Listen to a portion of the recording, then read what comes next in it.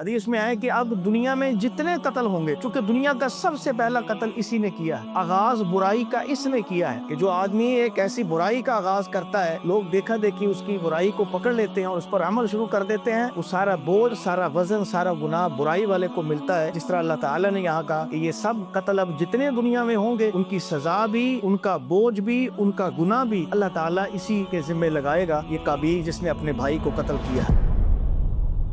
وہ لوگ جو اسلام کا نام لے کر مسلمانوں کو ہی قتل کر رہے ہیں، بم دھماکوں سے مارتے ہیں، گولیوں سے مارتے ہیں، کبھی کسی مسجد میں گھس جاتے ہیں، کبھی کسی چرچ میں گھس جاتے ہیں، کبھی کسی امامباڑے میں گھس جاتے ہیں، ثابت یہ کرنا چاہتے ہیں ہم بڑے مسلمان ہیں۔ یہ مسلمان نہیں ہیں۔ رسول اللہ صلی اللہ علیہ وسلم نے ان کو خارجی قرار دیا ہے، ان کو جہنمی کتے قرار دیا ہے۔ باڑے کا وہ جو نگران تھا اس کو پکڑا، اس کو قتل کیا، اس کی آنکھوں میں لوہے کی سلاخیں پھیر دی، اور جتنے اونٹ تھے ہانک کر سب اونٹوں کو لے گئے۔ بات اللہ کے نبی کو پتہ چلی، آپ نے چند صحابہ کی گٹھ لگاؤ، ان کو پکڑ کے لاؤ۔ قدرتی طور پر وہ پکڑے گئے، ان کو واپس لایا گیا۔ واپس لانے کے بعد رسول اللہ صلی اللہ علیہ وسلم نے ان کے ساتھ سیم منوان ایسے ہی کیا، ان کی آنکھوں میں گرم سلاخیں پھیری گئی، اور نگران کو چونکہ وہ ساتھ قتل بھی کر گئے تھے، ان کے مخالف سمت ہاتھ اور بازو کاٹ کر ان کو صحرا میں چھوڑ دیا گیا کہ وہ خود بخود وہاں مر جائیں، نہ کھانے پینے کو کچھ ہوگا، زخموں کی تاب نہ لگ تو وہ خود ہی مارے جائیں گے۔ تو ان کے ساتھ ایسا ہی کیا، ظلم نہیں ہے، ایسے لوگوں کی سزا یہی ہے۔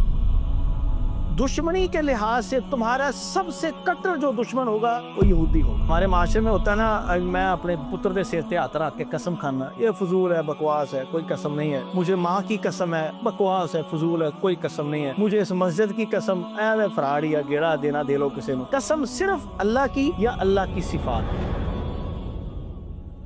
وَاتْلُ عَلَيْهِمْ نَبَأَ ابْنِ آدَمَ بِالْحَقِّ، ان آیات میں اللہ تعالیٰ وہ مشہور قتل، دو بھائیوں کا آپس میں اختلاف کا نتیجہ اور رزلٹ، پھر بالآخر ایک بھائی قاتل بنا، دوسرا مقتول بنا، اور یہ انسانیت کا سب سے پہلا قتل تھا۔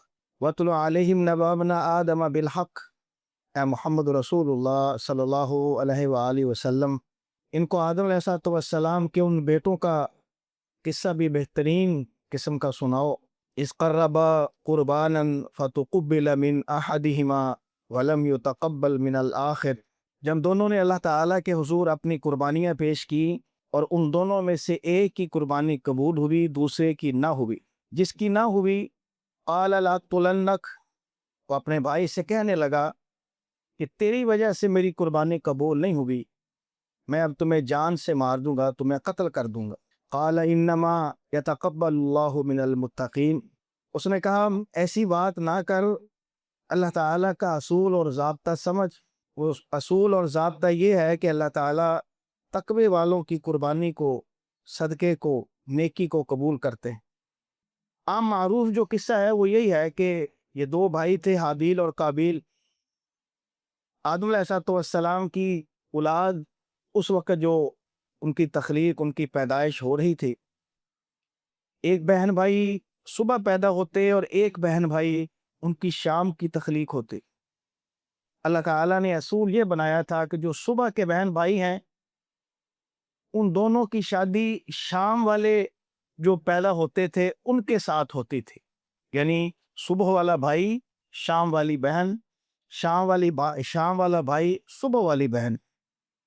اب اصول جو اللہ نے رکھا تھا وہ یہ تھا، تو جب نکاح کی شادی کی باری آئی تو جو حابیل قتل ہوا ہے اس کے ساتھ جس کا نکاح ہونا تھا، اس کے بھائی نے دعویٰ کر دیا کہ نہیں، میرے ساتھ جو میری بہن پیدا ہوئی ہے میں اسی کے ساتھ نکاح کروں گا، بجائے کہ صبح والے حابیل کی جو بہن ہے اس کے ساتھ نکاح کرنے کے۔ اصول نہیں تھا، ضابطہ نہیں تھا۔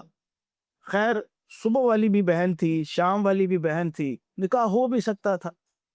آدم علیہ السلام سے بات ہوئی، آپ نے اللہ سے کہا، آپ نے اس سے قابیل سے کہا کہ تم ایسا کرو، دونوں مل کے اللہ کی راہ میں صدقہ کرو۔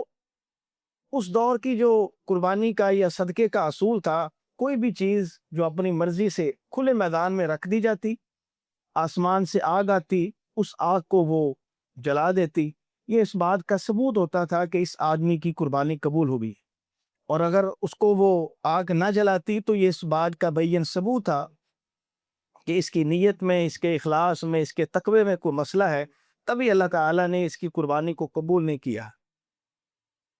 تو جب دونوں بھائیوں نے اپنی اپنی قربانی، اپنا اپنا موقف رکھا، دونوں نے اپنی قربانی اللہ کی راہ میں پیش کی، صدقہ پیش کیا، اب جو حابیل تھا اس کی قربانی، اس کا جو صدقہ تھا اس کو آگ آئی اور اس نے جلا دیا، اس کا مطلب اس کی قربانی قبول ہوئی۔ اور اس کا جو بھائی قابیل تھا، اس کی جو قربانی تھی اس کو آگ نے جلایا ہی نہیں، یہ اس بات کا ثبوت تھا کہ اس کی قربانی قبول نہیں ہوگی۔ اس کو اس بات کا غصہ تھا جو اس نے یہاں اظہار کیا ہے کہ میری قربانی قبول نہ ہونے کی وجہ تو ہے، لأقتلنک، میں تجھے قتل کر دوں گا، تجھے مار دوں گا۔ لئن بسطت الی یدک لتقتلنی ما انا بباسط یدی الیک لاقتلک، اس کے بھائی نے صاف کہا، اس نے کہا تو مجھے قتل کرنے کی کوشش کرے گا، میں نہیں کروں گا۔ عمومی طور پر ہوتا ایسے ہی ہے، جب دو لوگ آپس میں جھگڑتے ہیں، تو جب دو جھگڑتے ہیں اور اگر دونوں ہی جھگڑ رہے ہیں تو اللہ کے نبی نے فرمایا کہ ایک شخص دوسرے کو قتل کر دیتا ہے تو قاتل اور مقتول دونوں جہنم میں جائیں گے۔ صحابہ بڑے حیران ہو گئے، اے اللہ کے نبی، جو قاتل ہے جہنم میں تو اس کو جانا چاہیے، مقتول کو آپ جہنم میں کیوں کہہ رہے ہیں کہ وہ بھی جہنم میں جائے گا؟ آپ نے فرمایا کوشش دونوں نے کی ہے، جب لڑائی ہوتی ہے ایک دوسرے کو مارنے کی کوشش دونوں کرتے ہیں، تو جب کوشش دونوں نے کی ہے، داؤ ایک کا لگا ہے، تو اس کا مطلب ہے نیت تو اس کی بھی قتل کرنے کی تھی، وہ کر نہیں پایا، تو جب کر نہیں پایا، نیت تھی، اس وجہ سے اللہ اس کو بھی جہنم میں داخل کرے گا۔ اس مسئلے کی خبر اس کو تھی، اس نے اسی وجہ سے حابیل نے اپنے بھائی قابیل کو کہا کہ تو کوشش کر قتل کرنے کی، تو غصہ کر، تو مجھ سے ناراض ہو، لڑائی کر، میں ایسا نہیں کروں گا۔ ما انا بباسط یدی الیک لاقتلک، میں تجھ سے لڑائی کرنے کے لیے، قتل کرنے کے لیے جھگڑا نہیں کروں گا۔ انی اخاف اللہ رب العالمین، اس لیے کہ میں اللہ تعالیٰ سے ڈرتا ہوں۔ یہ اللہ تعالیٰ کا حکم نہیں ہے کہ دو بھائی آپس میں لڑیں اور پھر لڑتے ہوئے ایک دوسرے کو قتل بھی کر دے۔ انی اريد ان تبوء باسمی و اسمک فتکون من اصحاب النار وذلک جزاء الظالمین، میں تو چاہتا بھی یہی ہوں، اگر تو اپنی بات پر اڑا کھڑا ہے، بات نہیں مانتا، تیری قربانی بھی قبول نہیں ہوگی، غلطی بھی تیری ہے، قصور بھی تیرا ہے، تو پھر تو مجھے مارنا ہی چاہتا ہے، تو ٹھیک ہے، پھر مجھے مارنے سے تیرا ہی نقصان ہوگا۔ میں تو چاہتا ہوں میں اللہ کی پکڑ سے بچ جاؤں، اگر تو نہیں بچنا چاہتا تو ٹھیک ہے۔ یہ ذہن میں رکھنا، پھر اللہ ایسے بندوں کو آگ میں پھینکتا ہے، آگ میں داخل کرتا ہے، اور ظالم لوگوں کی یہی سزا ہوتی ہے۔ فطوعت له نفسه قتل اخیہ فقتلہ فاصبح من الخاسرین، بس اس کو اس کے نفس نے، اس کی انا نے، اس کے تکبر نے، اس کی میں نے، اس کی اس خواہش نے کہ ہاں اس کی وجہ سے میری قربانی قبول نہیں ہوئی، اس کی وجہ سے میرا اس کے ساتھ نکاح نہیں ہو رہا، تو اس غصے نے اس کو مجبور کیا اور اس نے ہاتھ بڑھایا اور اپنے بھائی کو قتل کر دیا۔ قتل کرنے کے بعد اب اس کو احساس ہوا، شیطان نے قتل تو کروا دیا، اب وہ شرمندہ ہوتا پھر رہا ہے کہ یہ مجھ سے کیا غلطی ہو گئی ہے، اب بڑا پریشان ہے، اب قتل کرنے کے بعد کرنا کیا ہے، اس کو یہ بھی سمجھ نہیں آ رہی کہ میرا بھائی ہے وہ قتل بھی ہو گیا ہے، اب میں کیا کروں، اس کا قتل کرنے کے بعد میت کا، لاش کا کیا کرتے ہیں، اس کو یہ بھی نہیں پتا تھا۔ اسی قتل کی وجہ سے حدیث میں آئے کہ اب دنیا میں جتنے قتل ہوں گے، چونکہ دنیا کا سب سے پہلا قتل اسی نے کیا ہے، آغاز برائی کا اس نے کیا ہے، تو جو آدمی کسی اچھے کام کا آغاز کرتا ہے تو اس کے پیچھے جتنے لوگ لگتے ہیں، اس سب لوگوں کو جو اس کے پیچھے نیکی والا کام دیکھ کر لگتے ہیں، آغاز کرنے والے کو سب کا ثواب ملتا ہے، سب کو بھی پورا، جس کی وجہ سے جس نے آغاز کیا تھا اس کی طرف دیکھ کر نیکی شروع ہوئی ہے، اللہ اس کو بھی پورا دیتے ہیں۔ اور برائی کا سسٹم بھی ایسے ہی ہے کہ جو آدمی ایک ایسی برائی کا آغاز کرتا ہے، لوگ دیکھا دیکھی اس کی برائی کو پکڑ لیتے ہیں اور اس پر عمل شروع کر دیتے ہیں، وہ سارا بوجھ، سارا وزن، سارا گناہ برائی والے کو ملتا ہے۔ جس طرح اللہ تعالیٰ نے یہاں کہا کہ یہ سب قتل اب جتنے دنیا میں ہوں گے، ان کی سزا بھی، ان کا بوجھ بھی، ان کا گناہ بھی اللہ تعالیٰ اسی کے ذمہ لگائے گا، یہ قابیل جس نے اپنے بھائی کو قتل کیا ہے۔ پریشان ہونے کے بعد اللہ تعالیٰ نے پھر اس مسئلے کا حل نکالا۔ فبعث اللہ غرابا یبحث فی الارض لیریہ کیف یواری سوءۃ اخیہ، اللہ تعالیٰ نے دو کوے بھیجے، دو پرندے بھیجے، وہ دونوں پرندے آپس میں لڑے، آپس میں لڑ کے ایک دوسرے کو چونچے مار رہے ہیں، چونچے مارنے کے بعد ایک نے زیادہ گہری مار دی، دوسرا مر گیا، مرنے کے بعد اس نے چونچ کے ساتھ گڑھا کھودا، قبر نکالی، جس کو چلے سادہ لفظوں میں کہہ لیں، گڑھا کھود کر، ٹویا کھود کر اس کے اندر اپنے اس کوے بھائی کو دھکا دیا اور اس کو دفن کیا اور اس کے اوپر مٹی ڈال دی۔ یہ اللہ تعالیٰ نے ہی بھیجا تاکہ اس کو بھی پتا چلے کہ بندے مرنے کے بعد ان کو کیسے دفن کرتے ہیں، اگر قتل ہو گیا ہے تو تو نے کیسے اس کا حل نکالنا ہے۔ فَبَعَثَ اللَّهُ غُرَابًا يَبْحَثُ فِي الْأَرْضِ لِيُرِيَهُ كَيْفَ يُوَارِي سَوْءَةَ أَخِيهِ، پھر اللہ تعالیٰ نے ایک کوے کو بھیجا جو زمین کو کھود رہا تھا۔ یہ منظر دیکھنے کے بعد قَالَ يَا وَيْلَتَىٰ أَعْجَزْتُ أَنْ أَكُونَ مِثْلَ هَٰذَا الْغُرَابِ، میں کتنا بے وقوف آدمی ہوں، کتنا عاجز ہوں، کتنا جاہل ہوں، مجھے یہی نہیں سمجھ آئی کہ یہ حل جو کوے نے نکالا ہے یہی حل مجھے نکالنا چاہیے تھا۔ تو اس وجہ سے اس کو اپنے اس عمل پر بھی شرمندگی کہ میں نے یہ قتل کیا ہے، اور اس عمل پر بھی شرمندگی کہ اس کے بعد کرنا کرانا کیا ہے مجھے یہ بھی کوئی خبر نہیں ہے۔ انما جزاء الذین یحاربون اللہ ورسولہ ویسعون فی الارض فسادا ان یقتلوا او یصلبوا او تقطع ایدیہم، اسی قتل کے بعد یہ جو قتل دو بھائیوں کا آپس میں اختلاف ہوا، حابیل نے اپنے بھائی کو قابیل نے اپنے بھائی کو قتل کیا، حابیل کو، وہ قاتل ٹھہرا، حابیل بیچارہ ہلاک ہونے کے بعد مقتول ٹھہرا۔ اللہ تعالیٰ نے اس کا نتیجہ اور رزلٹ بتا کر اسپیشل اللہ کے نبی کو کہا، اے نبی ان کو بتلاؤ کہ اب اس قتل کا یا ان دو بھائیوں کا آپس میں جھگڑا کیا تھا، جیسے میں نے آپ کے سامنے رکھا۔ ساتھ ہی اللہ تعالیٰ وہ لوگ جن لوگوں کے جیسے آج کل ہم کہہ سکتے ہیں کہ یہ آیات منوان آج جیسے ہمارے خارجی لوگ ہیں یا وہ لوگ جو اسلام کا نام لے کر مسلمانوں کو ہی قتل کر رہے ہیں، مسلمانوں کو ہی مورد اذان ٹھہرا کر بم دھماکوں سے مارتے ہیں، گولیوں سے مارتے ہیں، کبھی کسی مسجد میں گھس جاتے ہیں، کبھی کسی چرچ میں گھس جاتے ہیں، کبھی کسی امامباڑے میں گھس جاتے ہیں اور لوگوں کو قتل کر کے ثابت یہ کرنا چاہتے ہیں ہم بڑے مسلمان ہیں۔ یہ مسلمان نہیں ہیں۔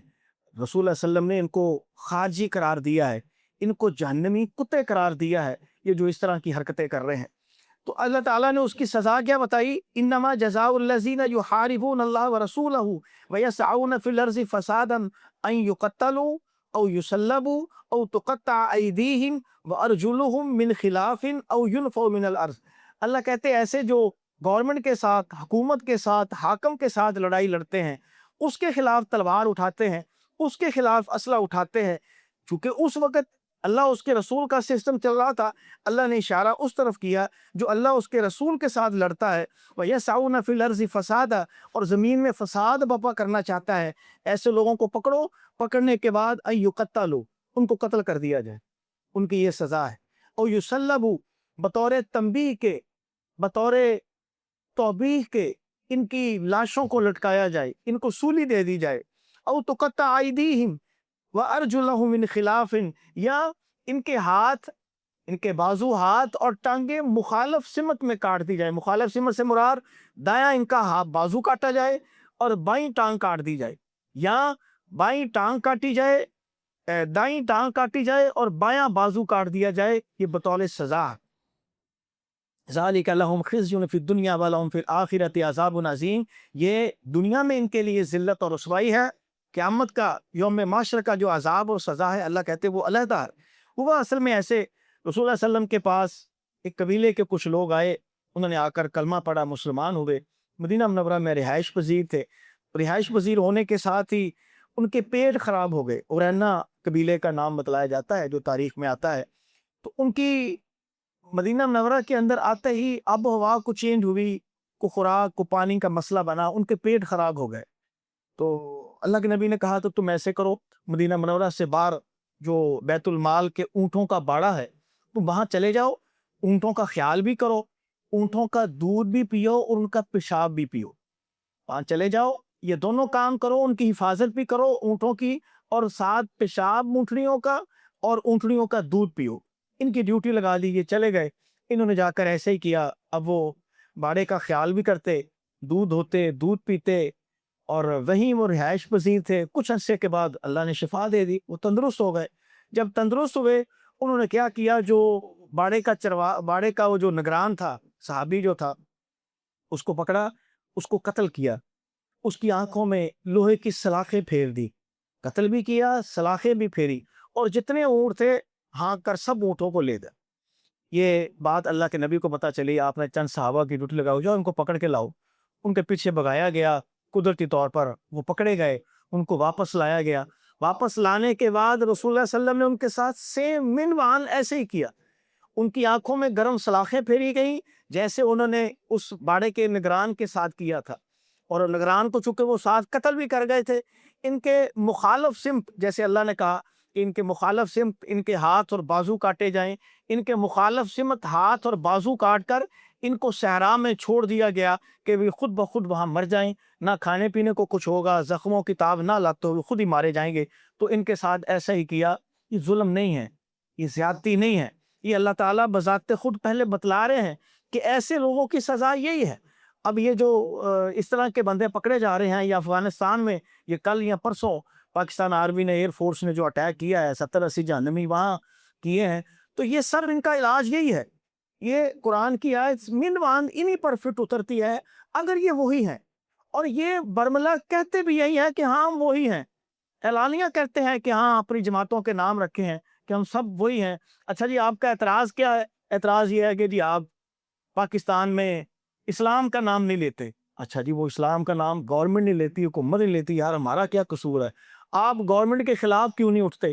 وہ بھائی اللہ تعالیٰ نے، اللہ کے نبی نے منع کیا ہے، حکومت کے خلاف آپ کو اسلحے کے زور پر نہیں اٹھنا چاہیے، نہیں آپ کو اٹھنا چاہیے، یہ ان کا موقف ہے۔ ہم نہیں اٹھے، اب یہ خود اٹھ گئے۔ اب جب خود اٹھے ہیں تو اللہ تعالیٰ نے ان کی سزا بتائی ہے اور جہنمی کتے ان کو قرار دیا ہے۔ اب کبھی یہ بینک لوٹتے ہیں، یہ بلوچستان میں انہوں نے ایسا ہی کیا ہے، کے پی میں ایسا کیا ہے۔ اب لوگوں کی مساجد میں، لوگوں کے گھروں پہ، اور راہ جاتی بسوں پر، راہ جاتی ٹرینوں پر اس قسم کے اٹیک کرنا، کہاں کے یہ مسلمان ہیں؟ وہ بھائی جس نے جرم کیا ہے، چلو اگر آپ نے مارنا ہی ہے، زیادتی کرنی اس کے ساتھ کرو، عوام کا کیا قصور ہے؟ عوام کو کیوں مارتے ہو؟ جیسے ان ظالموں نے اس بیچارے کو مارا جو چرواہا تھا یا بیت المال کے اونٹوں کا نگران تھا، اس غریب کا کیا قصور تھا؟ یا رسول اللہ صلی اللہ علیہ وسلم نے ان کے خلاف کیا کوئی ایسی بات کی تھی کہ ان کے چرواہے کے ساتھ بھی یہ سلوک ہوا، چوری کر کے بھی بھاگے، اسلام قبول کرنے کے بعد مرتد بھی ہو گئے، کفر بھی کر لیا؟ یہ سب جرائم جب ان کے اندر پائے گئے تو رسول اللہ صلی اللہ علیہ وسلم نے تبھی ان کی سزا پھر یہ قتل بھی رکھی، اور جس طرح اللہ نے خود کہا ہے کہ مخالف سمت ان کے اعضاء کاٹے جائے، ان کو قتل کیا جائے، اور یصلبوا، یا ان کو سولی دے دیا جائے۔ تو ایسے لوگوں کی سزا رسول اللہ صلی اللہ علیہ وسلم کے دور میں بھی یہی تھی، آج بھی ان کی سزا یہی ہے۔ ہاں الا الذین تابوا من قبل ان تقدروا علیہم، اگر یہ توبہ کر لیں، اگر یہ توبہ کر لیں، اللہ کہتے پھر آپ نے کچھ نہیں کہنا۔ اب میں دیکھا یہ تقریباً 2-3 ہفتے پہلے یا شاید 1 مہینہ پہلے، یہ سندھ کے ڈاکو ہیں، کیا ہے جگہ کا نام؟ ہاں ہاں، کچے کے جو ڈاکو ہیں، اب کچھ لوگوں نے ہتھیار پھینکے ہیں، ہتھیار چھوڑ دیے انہوں نے۔ اللہ ان کے بارے میں کہتے ہیں الذین تابوا من قبل ان تقدروا علیہم، اگر وہ لوگ توبہ کر لیں، تمہارے ساتھ معذرت کر لیں، اپنا وہ جرم چھوڑ دیں، پھر ان کو قتل نہیں کرنا، پھر ان کو مارنا نہیں ہے۔ اگر وہ مانتے ہیں کہ ٹھیک ہے ہم غلط تھے، ہم غلطی پر تھے، ہم واپس آتے ہیں، تو ایسے لوگوں کی معافی کو اللہ کہتے ہیں تمہیں قبول کرنا چاہیے۔ پھر پولیس مقابلے میں ایسے لوگوں کو نہیں مارنا چاہیے۔ یہ پولیس مقابلے میں جو ایسے لوگوں کو مارا جائے گا قرآن کی اس آیت کے مطابق، پھر وہ غلط ہے۔ جب انہوں نے سچی توبہ کر لی ہے اپنے جرم سے، وہ ڈاکو جو تھے، ڈاکہ زنی کرتے تھے، لوگوں کو اغوا کرتے تھے، لوگوں کو لوٹتے تھے، لوگوں کو یرغمال بناتے تھے، لوگوں سے تاوان مانگتے تھے، یہ بھی وہی کیٹاگری ہے۔ تو ایسے لوگوں کا علاج بھی اصولی طور پر یہی ہے۔ اللہ جانے فوج یا پولیس وہاں اس قسم کا سسٹم کیوں نہیں کر رہی، کرنا چاہیے ان کو، تو ان کا بھی حل اور علاج یہی ہے۔ مگر اللہ یہاں ان کا اصول یہ بتلا رہے ہیں کہ اگر وہ توبہ طائب ہو جائے، اپنی غلطی تسلیم کر لیں، پھر آپ نے ان کے ساتھ کوئی ایسا معاملہ نہیں کرنا۔ لَتَجِدَنَّ أَشَدَّ النَّاسِ عَدَاوَةً لِلَّذِينَ آمَنُوا الْيَهُودَ وَالَّذِينَ أَشْرَكُوا وَلَتَجِدَنَّ أَقْرَبَهُم مَّوَدَّةً لِلَّذِينَ آمَنُوا الَّذِينَ قَالُوا إِنَّا نَصَارَىٰ۔ اللہ تعالیٰ یہودیوں اور عیسائیوں کی، میں اور آپ یہودیوں اور عیسائیوں کی کوئی فطرت بتاؤں تو کہا جا سکتا ہے جو بٹ صاحب کو کیا پتا، شیخ صاحب کو کیا پتا، چودھری صاحب کو کیا پتا، نواز شریف کو کیا پتا، عمران خان کو کیا پتا، چلے مجھے آپ کو تو لوگ کہہ سکتے ہیں کہ بھائی ان کی عقل محدود ہے۔ اللہ جھوٹ نہیں بول سکتا، اللہ غلط نہیں کہہ سکتے۔ اللہ ہمیں بتلا رہے ہیں، اللہ تعالیٰ کہتے ہیں تجدن اشد الناس عداوۃ للذین آمنوا اليہود، اے لوگو دشمنی کے لحاظ سے تمہارا سب سے کٹر جو دشمن ہوگا وہ یہودی ہوگا۔ عیسائیوں کی نسبت تمہارا سب سے سخت ترین دشمن عداوت للذین آمنوا الیہود، وہ یہودی ہوں گے، والذین اشرکوا، اور وہ ہندوستان والے ہوں گے۔ یہ دو کیٹیگری کے لوگ، کافروں کی جو تین کیٹیگریز ہیں، عیسائی، یہودی اور مشرک۔ عیسائی، یہ جتنے باقی اکثر ملک عیسائی ہیں، یہودیوں میں میرے خیال صرف ایک اسرائیلی آتا ہے، اور ہندوؤں میں میرا خیال صرف انڈیا ہے، یا شاید نیپال بھی ہے، سری لنکا بھی ہے۔ اس طرح کے یہ دو تین ملک ہیں۔ اللہ کہہ رہے ہیں کہ تمہارے ساتھ دشمنی کے لحاظ سے جو سخت ترین دشمنی کریں گے، دشمنی نبھائیں گے، وہ یہ دو ہیں، الیہود اور والذین اشرکوا۔ یہ دشمنی کے لحاظ سے، کفر کے لحاظ سے تمہارے سخت ترین دشمن ہیں۔ وَلَتَجِدَنَّ أَقْرَبَهُمْ مَوَدَّةً لِلَّذِينَ آمَنُوا الَّذِينَ قَالُوا إِنَّا نَصَارَىٰ، تمہارے لیے جن کے دل میں تھوڑی سی کو نرمی ہوگی، اللہ کہتے وہ عیسائی ہوں گے۔ عیسائیوں کے دل میں تمہارے لیے کوئی ہلکی سی ہے دشمنی، اس آیت کا مطلب کوئی یہ نہ سمجھے کہ شاید عیسائی ہمارے دشمن نہیں ہے، نہیں، دشمن ہے، مگر دشمنی کے لحاظ سے جو کٹر دشمن ہے، اللہ کہتے المشرکون اور الیہود، یہ دو ہے۔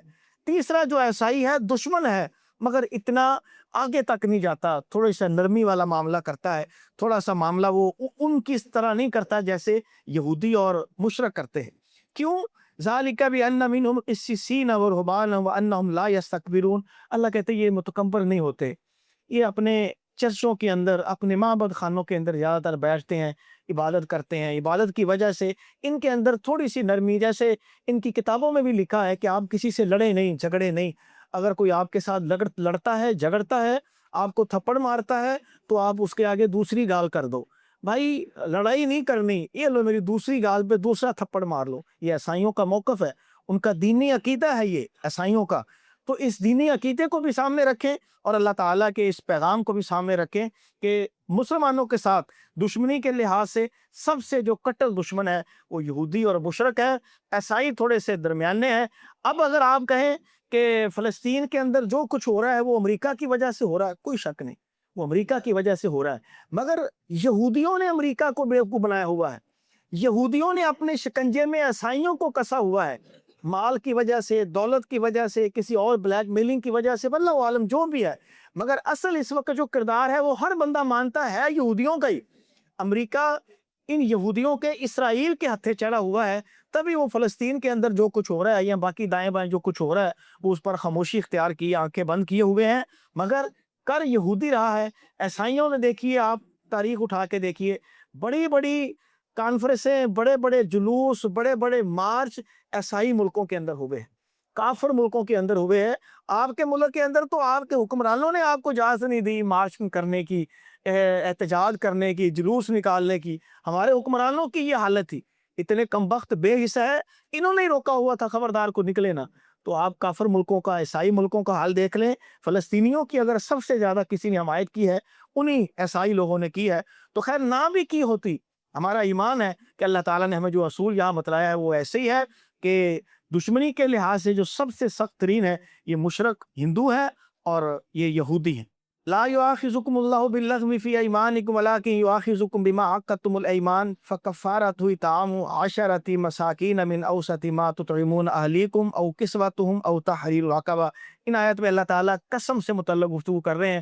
ایک آدمی قسم اٹھاتا ہے، اللہ کی قسم میں لاہور گیا، وہاں بڑی گرمی تھی، اللہ کی قسم گاڑی کے اندر اے سی نہیں چل رہا تھا، اللہ کی قسم وہاں میں نے لوگوں سے پوچھا، وہ کہے ہاں جی بڑی گرمی ہے، اللہ کی قسم۔ یہ بار بار جو قسمیں اٹھا رہا ہے، اللہ کہتے ہیں یہ لغو قسم ہے، اس قسم کا کوئی اعتبار نہیں، فضول قسم ہے یہ۔ اگر کہیں کسی کی قسم اٹھا کر ذمہ داری اٹھائے، اس آدمی کو وقت ہی کوئی نہیں ہے، اس آدمی کو ویسے ہی عادت ہے ہر بات پہ، ہر گفتگو پہ قسم اٹھانے کی۔ اللہ کہتے ہیں ان کا کوئی مواخذہ نہیں ہے، لا یؤاخذکم اللہ، اس کا مواخذہ نہیں کیا جائے گا، یہ لغو قسم ہے۔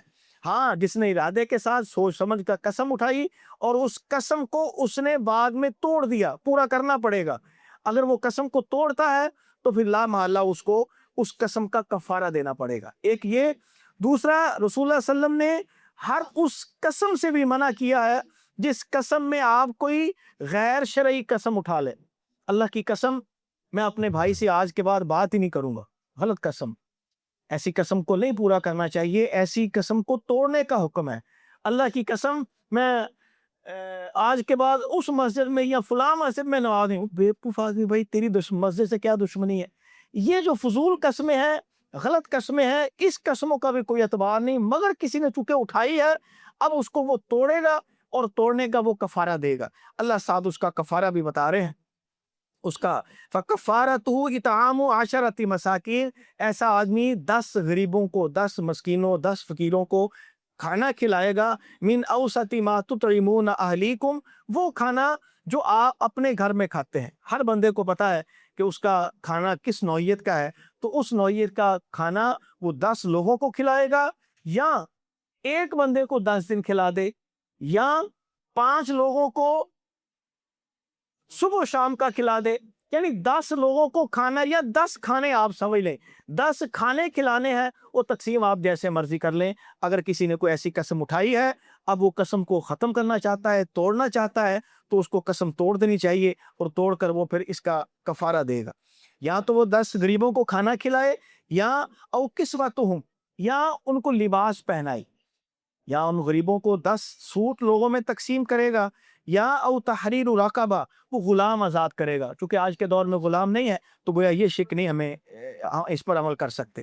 اگر وہ دونوں نہیں کر سکتا، نہ لباس پہنا سکتا ہے، نہ کھانا کھلا سکتا ہے، فمن لم یجد فصیام ثلاثۃ ایام، تو اب اس کو چاہیے کہ وہ پھر 3 روزے مسلسل رکھے. وہ 3 روزے رکھے گا. جس بھائی نے کسی بھی معاملے میں قسم اٹھائی تھی، قسم اٹھا کر اس نے قسم کو پورا نہیں کیا، تو اب وہ پورا نہیں کر رہا، گویا قسم توڑ رہا ہے، تو اس کو اب کفارہ دینا پڑے گا. یا کسی نے کوئی غیر شرعی، غیر دینی قسم اٹھائی ہے، اس کو بھی قسم توڑنی چاہیے، توڑ کر اس کو بھی کفارہ دینا چاہیے، کہ اس کے لیے بھی یہ معاملہ جائز نہیں ہے. جیسے ایک سفر میں ایک صحابی نے قسم اٹھائی تھی کہ وہ بیت اللہ کا پیدل طواف کرے گا، جیسے ہمارے بھی لوگ کرتے ہیں. میں نے یہاں سے پیدل جانا ہے سعودیہ، میں نے یہاں سے سائیکل پر جانا ہے سعودیہ. وہ بھائی ضرورت ہی کوئی نہیں ہے، کیوں ایسا تکلف کرتے ہو؟ تو اس آدمی کے پاس سواری بھی تھی، بعض روایات میں نظر تھی اور بعض میں قسم تھی، اس کے پاس سواری بھی تھی. تو آپ نے دیکھا اللہ کے نبی نے کہ وہ آدمی سواری پہ جا رہا ہے، تو وہ ساتھ ساتھ پیدل چل رہا ہے، سواری کے اوپر بیٹھنے کی جگہ بھی خالی ہوئی. پوچھا آپ نے یہ سواری پر کیوں نہیں سوار ہو رہا؟ کہا جی اس نے قسم اٹھائی ہے، یہ پیدل جائے گا. اللہ کے مدد پیدل جائے گا، اتنی دور پیدل سفر کیسے کرے گا؟ سواری اس کے پاس نہیں ہے، چلو پھر تو کرے، سواری ہے. کہا جی نہیں، اس نے قسم اٹھائی ہے. خبردار، قسم اٹھائی ہے، اس کی قسم پوری ہو گئی. پیدل چلا ہے نا، ہاں جی کافی دور سے پیدل چل کے آ رہا ہے، بٹھاؤ اس کو بولو بیٹھے اونٹ پر، چاہے اب قسم اس کی پوری ہو گئی ہے. یہ کیا طریقہ ہے؟ جیسے بہت ساری باتیں، قصے ہمارے معاشرے میں معروف ہیں. فلانا ایک بزرگ ہے، اس نے اپنے آپ کو کچے دھاگے سے فلانے کنویں میں الٹا لٹکایا ہوا تھا. اوڑ مت نہ ہو، یہ کوئی عبادت کا طریقہ ہے؟ فلانا ایک بزرگ ہے، اس نے راوی میں ایک پاؤں پہ کھڑے ہو کے ساری رات کو عبادت کرتا تھا. وہ جاہل لوگوں، یہ عبادت ہے؟ یہ فضول کام ہے، جاہل ہیں یہ. اصل میں ہندو جو ان کے جوتشی تھے، اس طرح کے فضول کام وہ کرتے تھے. ہم چونکہ ہندوؤں کے ساتھ رہے، ہم نے سمجھا شاید ہمارا رب بھی ایک ٹانگ پر کھڑے ہوں تو بڑا خوش ہوگا، وہ بھی کچے دھاگے سے کوئی الٹا لٹک جائے یا کسی درخت پر جا کے لٹک جائے تو بڑا خوش ہوگا. اور مزیداری کی بات ہے کہ یہ ہے بھی جھوٹ قصے، سچ بھی نہیں ہے، سب من گڑت اور خود ساختہ قصے ہیں. اور اگر ایسا کسی نے کیا ہے تو دیکھ لیجئے قرآن اس کی اجازت نہیں دیتا. ایسا معاملہ کو کر رہا ہے تو وہ بالکل غلط کر رہا ہے. اور آج کے دور میں اگر کوئی ایسی حرکت کر رہا ہے اور اس نے اگر قسم اٹھائی ہوئی ہے تو اس کو چاہیے اپنی قسم کا کفارہ دے، اپنی قسم کو ختم کرے، اپنی قسم کو توڑے.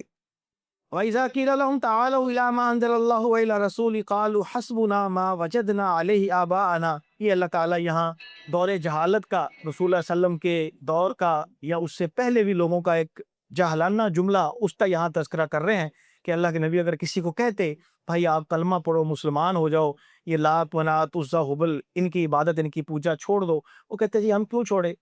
قالوا حسبنا ما وجدنا علیہ آباءنا، ہم نے تو وہ کرنا ہے جو ہم نے اپنے باپ دادا کو کرتے دیکھا ہے. ہمارے بڑے بھی ان کی پوجا کرتے تھے، عبادت کرتے تھے، انہی سے مانگا کرتے تھے، انہی کے نام کی نظر نیاز دیتے تھے، ہم بھی وہی کریں گے، ہم نے نہیں باز آنا. تو اللہ تعالیٰ بتلانا ہی چاہتے ہیں اولو کان آباؤہم لا یعلمون شیئا ولا یہتدون. یہ لوگ کیسی بات کر رہے ہیں؟ ان کے بڑے اگر کوئی ایسا کام کرتے رہے جو جہالت کی وجہ سے کر رہے تھے، یا ان بیچاروں کو علم ہی نہیں تھا، لا علمی کی بنیاد پر وہ ایسا کام کرتے رہے، تو کیا یہ بھی وہی کام کریں گے؟ غلط ہے. ایسا نہیں ہونا چاہیے.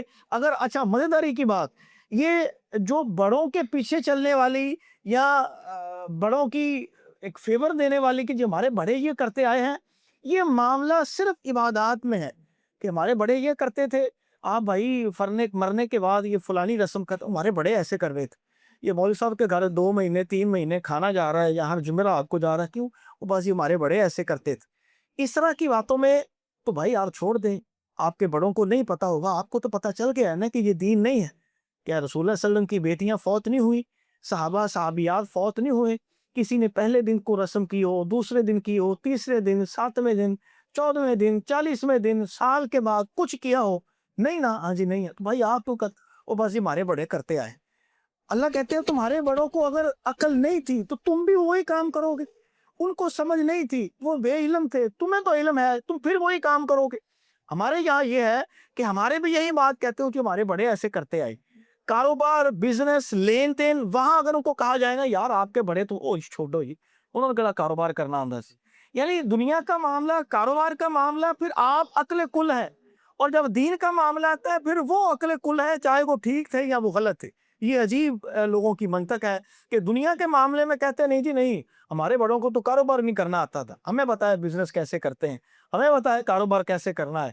جب دین کا معاملہ ہے نہیں وہ ٹھیک تھے غلط تھے، ہم نے ان کی پیروی کرنی ہے، یہ غلط ہے. اصل پیروی آپ اور میں مسلمان ہیں، اللہ اس کے نبی محمد رسول صلی اللہ علیہ وسلم کی ہے. اصل دین وہی ہے، اصل حق وہی ہے. اللہ مجھے اور آپ کو عمل کی توفیق عطا فرمائے. لیکن سوال ٹھیک ہے آپ کا سوال یہ ہے کہ کیا یہ قتل عورت کی وجہ سے ہوا؟ کوئی شک نہیں.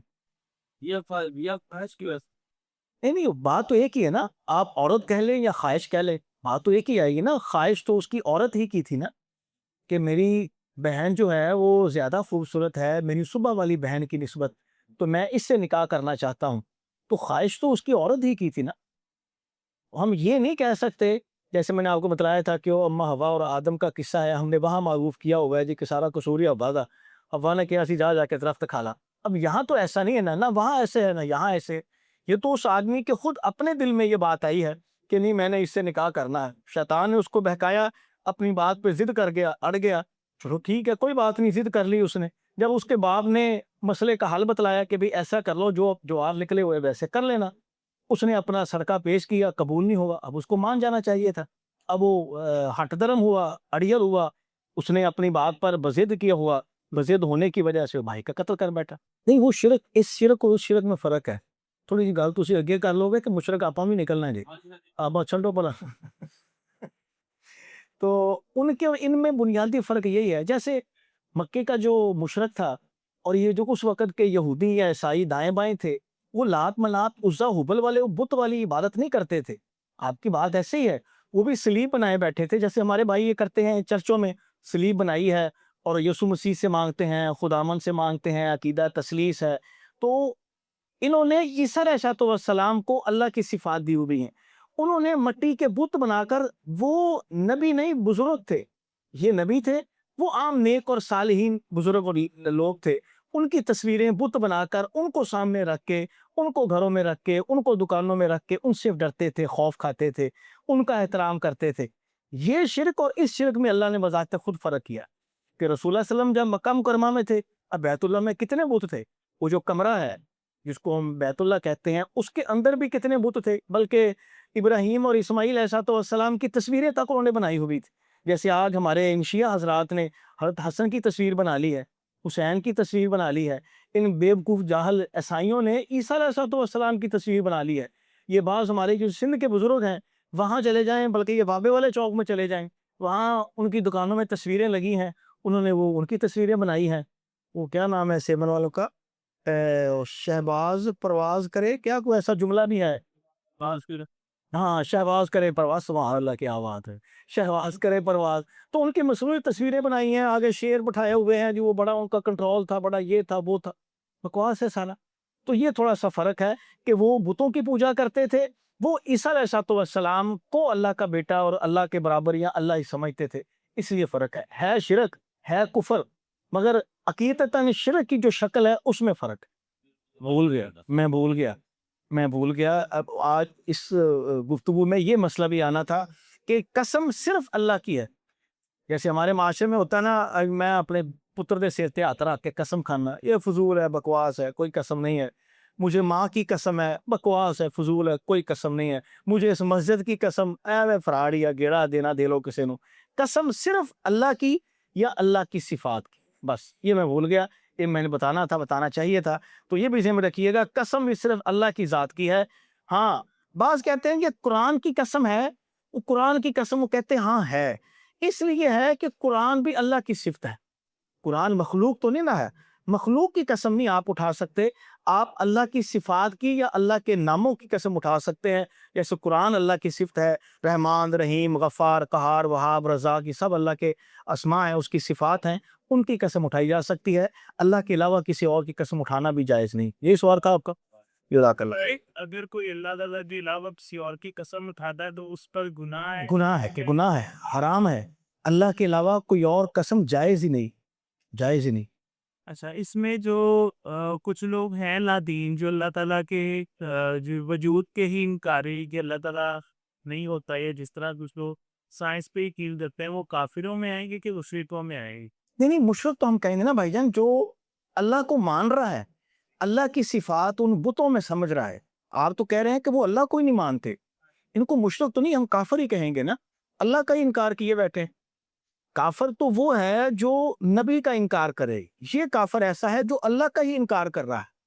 جیسے عیسائی ہیں، اللہ کا بھی انکار کیے بیٹھے ہیں، اللہ کی ذات کو مان رہے ہیں، اللہ کے وجود کو تسلیم کر رہے ہیں، یوم معاشر کو، قیامت کے دن کو مان رہے ہیں. عیسائی بھی مانتے ہیں، یہودی بھی مانتے ہیں، اللہ کے وجود کو تسلیم کرتے ہیں. یہ جو آپ کہہ رہے ہیں اس کو کیا کہتے ہیں؟ دہریہ، نہیں دہری، ملحد کہہ لیں، ہاں، یا دہریہ کہہ لیں، کہ چلے وہ اللہ کو ہی نہیں مان رہا، نہیں اللہ ہے ہی نہیں، یہ دنیا خود بخود بن گئی ہے، خود بخود اس نے ختم ہو جانا ہے. یہ مشرک نہیں ہے، یہ کافر. احادیث میں قادیانیوں کا تذکرہ ہے نا، جیسے منکرین حدیث کا تذکرہ ہے کہ میری امت میں 30 کے 40 کذاب آئیں گے جو نبوت کا دعویٰ کریں گے. تو وہ تذکرہ تو آ گیا نا اس کا. اس لحاظ سے امیجنیشن تو ہو گئی کہ اس نے بھی وہی کام کیا ہے، نبوت کا دعویٰ کیا ہے بڑے طریقے سے، بڑے بہانے سے. تو پہلے اپنے آپ کو کچھ اور کہتا تھا، پھر وہ نبوت کے دعوے پر آ گیا. پہلے خلیفہ کہتا تھا، پھر نبی ہو گیا، نبی کے بعد بس اللہ کا شکر ہے پھر علماء کرام اٹھ گئے، اس کو پکڑ لی. سبحانک اللہم و بحمدک اشہد ان لا الہ الا انت استغفرک و اتوب الیک.